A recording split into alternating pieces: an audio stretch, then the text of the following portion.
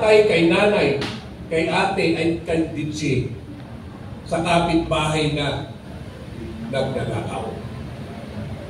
Yung karanasan ko pong yan, nung ako ay naging kapitan ng Barangay Batasan Hills, na ang tinatawag pinakamagulong barangay, Little Tondo, patayan dito, patayan noon. At dumating sa punto na pati ang mga kapulisan, hindi na namin mapagkakatiwalaan dahil sila na mismo hindi na protektor o hindi, sila na rin ang source ng illegal na droga. Dahil isang Bisaya at mayor, yung dating presidente natin, Tatay Digong, ginaya ko po, naglakbay-aral po kami doon. Nakita ko na nasa leader talaga ang ikauunlad ng bayan at ng kanyang pinaglilingkurang bayan man o barangay man. Dahil po sa nakita ko na determinasyon ng isang tatay na masasandalan at ipinagtatanggol at walang ibang pinangarap ko hindi magkaroon ng katahimikan, kaunlaran ang kanyang nasasakupan.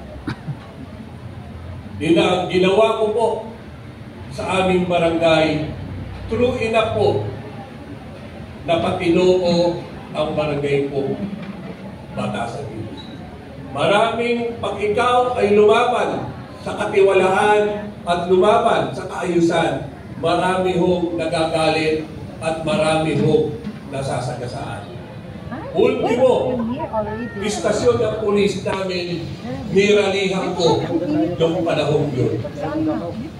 At hindi po ako nagkamali dahil munang naging presidente, si Tatay Digong, ang aming pong kapulisyahan na tinatawag ni Tatay Digong noon na mga salot na pulis, galing po yan sa istasyon mo. Sa madaling salita ko, bakasyon na namin ngayon. Sa sitwasyon, sa panahon ngayon, napakahirap ipaglaban ang katotohanan at kaayusan. Nakakalungkot po dahil pera-pera na lang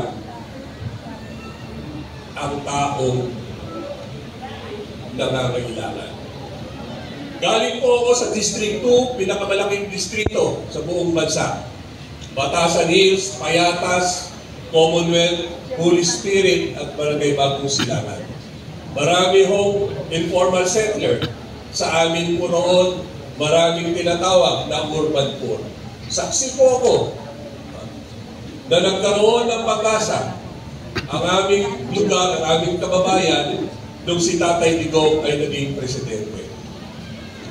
Hindi kontrolado natin ang ating sitwasyon dahil dumating ang pandemic.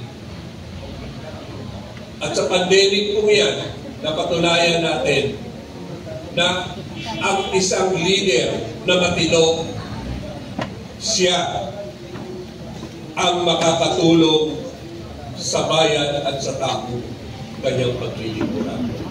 Ngayon po, lungkot na lungkot po ako dahil sa panahon po ngayon, mas nagahari ang kasamaan. Nagahari ang nakawan. Maraming problema, maraming taong nangangailangan ng serbisyo ng bayan. Nakakalungkot dahil ini-exploit ng mga politiko natin ngayon. Nakakalungkot dahil kung sino yung dapat tulungan, siya rin ang hindi marunong pumili ng tamang leader. Nakakalungkot dahil Itong sitwasyon ito, yung iskandalo ng flood control,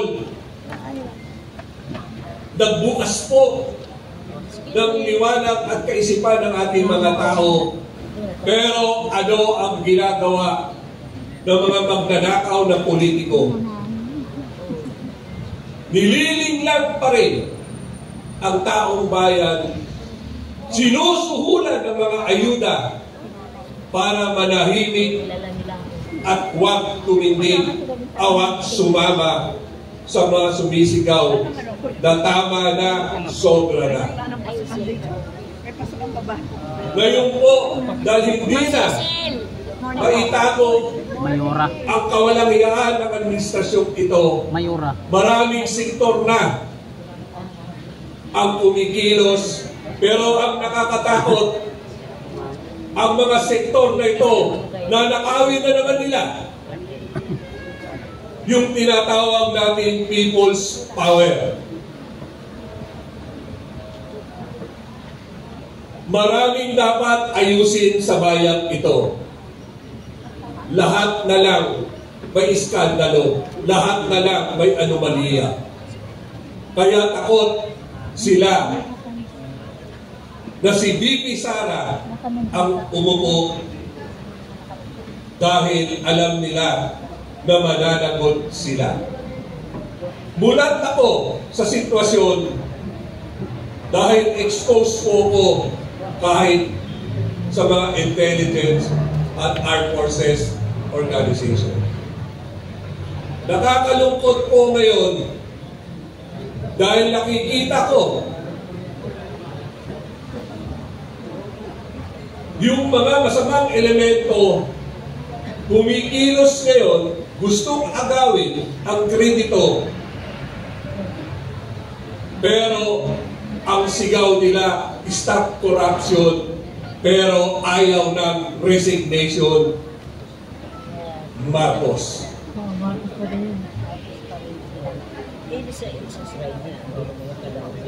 Gusto ko po na ipaalala sa inyo na dahil sa kagaliran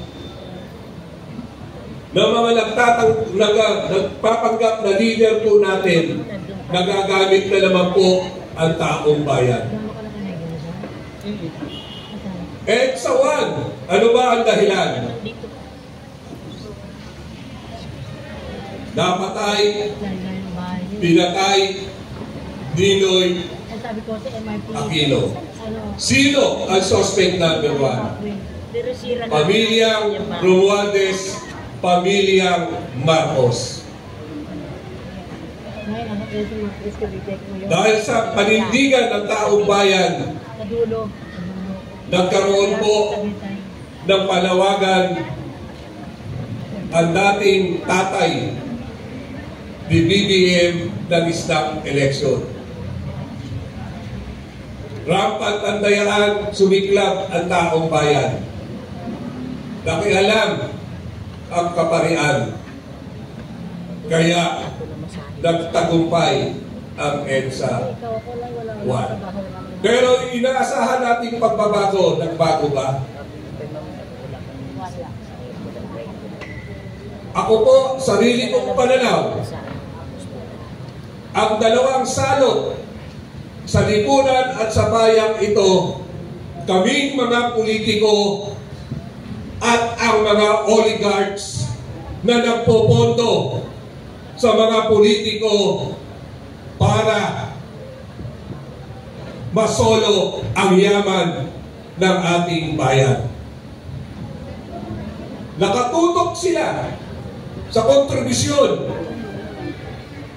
Halimbawa na po kay Senador Escudero, nagbigay ng 30 million, allegedly, yung isang kontraktor. Ang hirap kalaban ang mga taong nagpapanggap, ang mga politikong naglililis-lilisan. Alam naman nila lahat yan na walang mananalong national candidate dito, liban kay Marcoleta, na hindi pinopondohan ng mga oligarchs na ito. Sa maliit na milyon, pinalalaki nila. Samantalang daan-daang milyon na binibigay ng mga oligarchs na to, plus paggamit ng helicopter, aeroplano, at manpower nila. Ang kapalit, dapat priority sila sa negosyo, sa yaman ng ating bayan. Ngayon, eto na naman po yan. Nalulungkot po ko, kumikilos ang ating kaparian, kumikilos, ay ayaw ko pong gamitin ang makabayan dahil ang makabayan, ito ay mga makomunista. Ang akin nung gagamitin, makabansa, makatao. Dahil po, nakita nila na galit na ang masa. Sila ngayon ay nag-o-organize ng isang movement para makuha ang mga ordinaryong tao. Well-funded ang 1 trillion People's Power Months. Kitang-kita po, saksi po ko, kakart pa lang alam mo, may pondo na. Maganda ang design, maganda ang layout, maganda ang frame. Ang ginagamit, makinis na kahoy. Sino may dala? Yung mga makakaliwan party list. Sino ang nag-organisa? Yung mga kaparian natin. Dahil yung ating pong simbahan may anomalya rin. Kaya galit sila kay Digong dahil si Presidente Tatay Digong lang ang nagsabi ng anomalya nila.